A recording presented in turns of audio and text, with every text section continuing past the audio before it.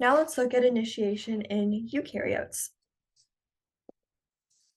So just like we started off with our prokaryotes and we looked at the RNA polymerase thing first and the holoenzyme, we're going to do the same kind of thing here. First, talk about the parts of the basal transcription apparatus, which is kind of like the holoenzyme of eukaryotes, and then we'll talk about initiation specifically.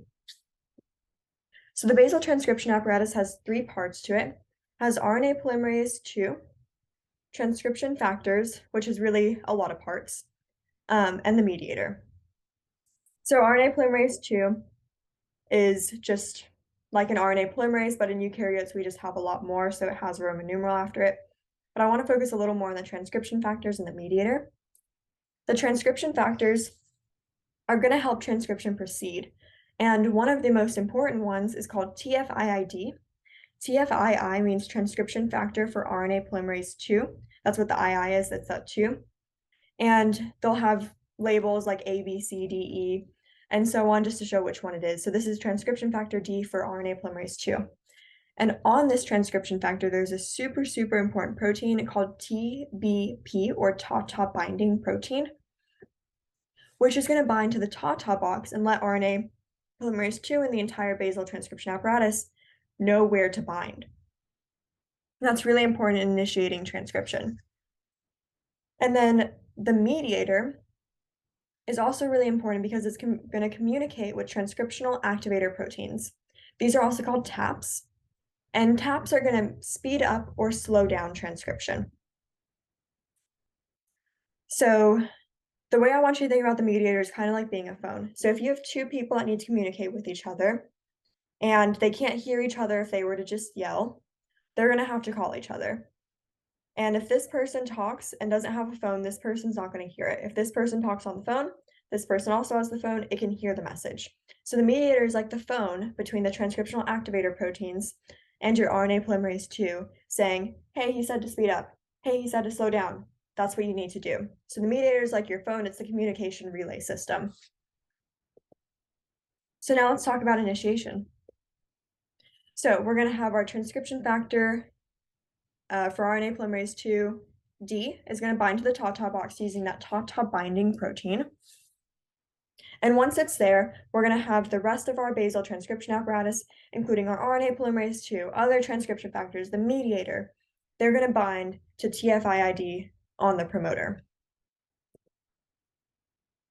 And we're going to have transcriptional activator proteins communicating with that mediator saying, hey, basal transcription apparatus, speed up, or hey, you need to slow down. And there's two places that transcriptional activator proteins could be located. The first is on the regulatory promoter, which we've talked about before in a previous video. And the other is that they could be located on enhancers. And enhancers are sequences that are pretty far away from the promoter. They're pretty far away on the DNA. And enhancers enhance transcription, meaning that they're going to speed up transcription. And what they're actually going to end up doing is the DNA, if it's super, super long and linear, and that means our sequence is really far away, the DNA is going to loop around. That way it's in closer proximity. And just like in prokaryotes, wherever we had our holoenzyme, and then once this, for elongation, the sigma factor leaves, the RNA polymerase is on its own. Same exact idea here. At the end of initiation, RNA polymerase II is going to detach from our transcription factors and from our mediator and continue elongation by itself. So there's a lot of parallels between our bacteria and our eukaryotes. All right, so really quick, I just want to draw this enhancer communication to make sure it makes sense. So if I have my DNA right here, let's say that I have my promoter sequence right here, and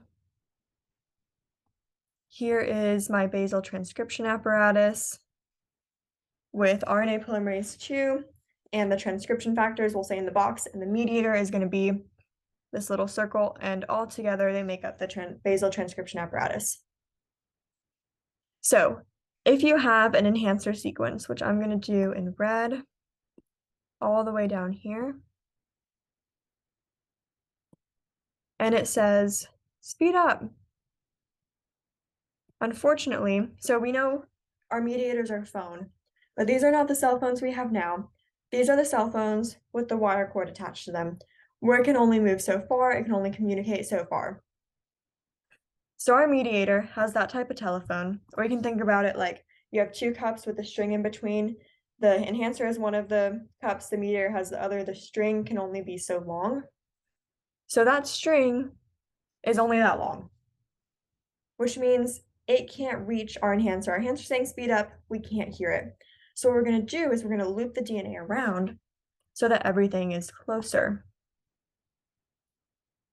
So again, here's our little promoter sequence with our basal transcription apparatus. And now our enhancer is super close by, saying speed up. And now our mediator is close enough that the wire reaches or the string reaches, and now it can hear the message. So the mediator is going to allow communication between transcriptional activator proteins that would be located on the enhancer with the mediator. It's going to talk to the mediator. Mediator is going to talk to the rest of the basal transcription apparatus and say, we need to speed up. And you also have those regulatory promoters. You have the transcriptional activator proteins there that can also say speed up and slow down. All right. And obviously elongation would happen after this, and it works the same way as bacterial elongation, where you're just adding those nucleotides. Your RNA polymerase just looks a little bit different because it has a little L-shaped active site. Yeah, so the next video will be over termination. I hope you found this video really helpful. The concepts and information presented in these videos will be true no matter what genetics class you are taking. However, the concepts presented in this video are referencing material currently covered in Baylor University's coursework. Remember, if you are currently enrolled as a Baylor student, we offer free tutoring services. Our tutoring center is located on the first floor of the Sid Richardson building. You will find all the details you need to know about these services on our website, www.baylor.edu/tutoring. You may schedule a free 30-minute one-on-one tutoring session online through Navigate, or just drop in during our open business hours. For more information about our current services, please visit our website. Thank you.